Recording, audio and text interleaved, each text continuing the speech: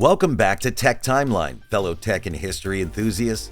Today we're diving headfirst into the past, into a time when the future of home entertainment was written in 12 inches of reflective plastic. Yes, we're peeling back the layers of history to uncover the story of the Laserdisc. When we think of home video, most of us remember DVDs, or for some, even the VHS tapes. But the Laserdisc, not as much. Even though they may not be the first format that comes to mind, these hefty discs played a pivotal role as the first commercial optical disc storage medium. They set the stage for all optical media that followed, from CDs to DVDs and Blu-rays. In this video, we're tracing the history of the Laserdisc, from its inception to its decline. We'll uncover what made Laserdiscs special, their unique features and capabilities, and highlight some of the iconic titles that were released in this format. And we'll also explore why, despite their groundbreaking technology, Laserdiscs didn't achieve mainstream success in many parts of the world, but found a unique place among film enthusiasts and in specific markets. So join us on this voyage of discovery into the world of Laserdiscs and the dawn of optical media. But before we begin, we'd like to ask that you subscribe and hit that bell icon so you can join us on future expeditions into the history of technology. And if you enjoyed this video, please feel free to hit the like button. It's a free and easy way to support what we do here, and it lets us know we should continue bringing you stories of fascinating tech from the past. Alright, let's begin. Our story starts in the mid-20th century, an era marked by rapid technological advances. It was during this time that two brilliant minds, David Paul Gregg and James Russell, independently developed technologies that would eventually merge to form the Laserdisc. David Paul Gregg conceptualized an optically read disc as early as the late 1950s and patented it in the 1960s, while James Russell, working for Pacific Northwest National Laboratory, developed a system to store data as microscopic light and dark spots on a photosensitive platter. These ideas laid the groundwork for the optical disc technology we know today. It took years of refinements and advancements before MCA Discovision and Philips took the plunge and marketed the Laserdisc to the public in 1978. From the get-go, promoting the format wasn't a cakewalk. At the time, videocassette recorders were starting to gain popularity due to their recording capability, a feature the Laserdisc lacked. It was a David and Goliath kind of battle, where the Laserdisc, despite its superior video and audio quality, had to contend with the more convenient and versatile VHS. Throughout the 1980s, the technology behind Laserdisc underwent continuous improvements. For example, a side change, which originally required manually flipping the disc, evolved to players capable of playing both sides of the disc automatically. Despite these enhancements, the Laserdisc faced an uphill battle in a market increasingly dominated by VHS tapes. However, it was not all doom and gloom. As we'll see, Laserdisc managed to carve out a unique space for itself, and its influence on modern media cannot be underestimated. Despite the competition from VHS, Laserdisc had a few tricks up its sleeve. Its larger size wasn't just for show, it allowed for superior video and audio quality that was leagues beyond what VHS could offer. A typical Laserdisc provided nearly double the video resolution of VHS tapes. The image was clearer, sharper, and more detailed. In terms of audio, Laserdiscs supported multiple audio tracks. Some even boasted surround sound formats. One notable inclusion being Dolby Digital Audio later in the Laserdisc lifespan, which was far beyond the competition when it came to a home video player. But it wasn't just the technical superiority that made Laserdisc stand out.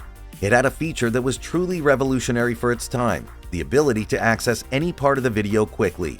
Unlike VHS, where you had to laboriously fast forward or rewind, Laserdisc allowed for random access to any scene in an instant. This instant access to different parts of the video opened up a whole new world of possibilities. For the first time, viewers could easily jump to their favorite scenes, skip ones they didn't like, or even replay a scene instantly. This made Laserdisc a popular choice for applications that needed quick access to many short video segments, like video games and karaoke machines. And let's not forget the special features. Laserdiscs often included extra content like commentary tracks, deleted scenes, and behind-the-scenes footage. These extras, now a staple on DVDs and Blu-rays, were a novelty when they debuted on Laserdisc. Geographically, Laserdisc found its biggest success in Japan. The format was more widely adopted there, with sales continuing well into the 2000s. Japanese anime found a particularly strong following on Laserdisc, with many titles released exclusively on the format. In the United States, Laserdisc remained a niche product but had some notable releases. One of the biggest was the original Star Wars trilogy.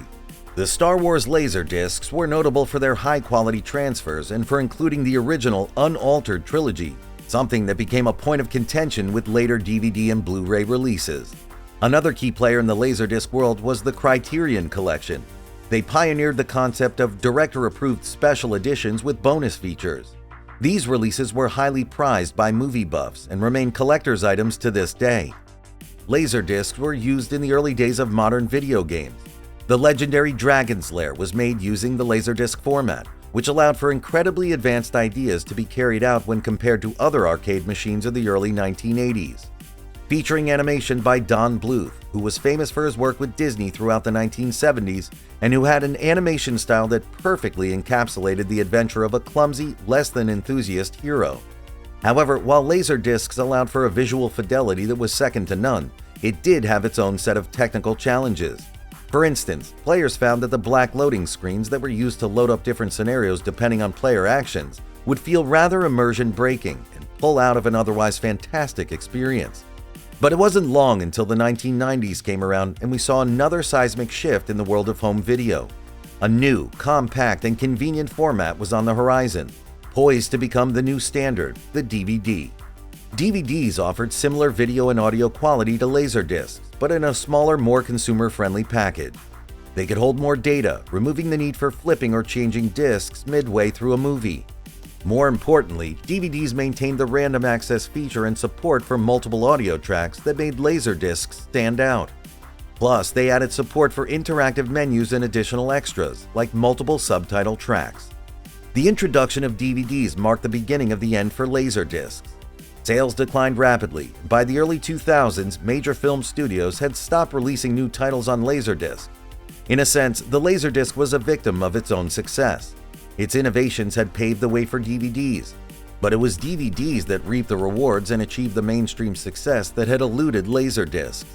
Yet, it's important to remember that without Laserdiscs, DVDs might not have been the same. The pioneering work done with Laserdiscs laid the foundation for the DVDs and even the streaming services we enjoy today. So important was the Laserdisc's contributions to the market that there were even combination Laserdisc DVD players, the Pioneer DVL series, which allowed for video enthusiasts to have their pick between an upcoming format and one that was the standard for high-quality video for the past 2 decades. As we've seen throughout this exploration, the story of Laserdisc is one of innovation, evolution, and legacy. Despite not reaching mainstream success on a global scale, its impact on the home entertainment industry is undeniable. The Laserdisc pioneered many features we now take for granted in home video: superior video and audio quality, access to the viewer's choice of scenes, multiple audio tracks, and special features, which would later become increasingly common in both DVD and Blu-ray formats. These were all hallmarks of the Laserdisc experience, and we wouldn't have them today with the constant innovation during the formative years of the Laserdisc. These innovations lived on in DVDs, Blu-rays, and digital streaming. In a way, every time we skip to a favorite scene or listen to a commentary track, we're enjoying the legacy of the Laserdisc. Today, Laserdiscs and their players have become collector's items, cherished by enthusiasts for their nostalgia, unique charm, and historical significance. They stand as a testament to a fascinating period in the evolution of home video. And that wraps up our deep dive into the world of Laserdiscs, the shining 12-inch discs that changed home video forever. We hope you enjoyed this journey back in time as much as we did. Thanks for joining us in discussing Laserdiscs and the dawn of optical media. Remember to hit the like button if you enjoyed this video and subscribe for more content. We always have new tech and history explorations on the horizon.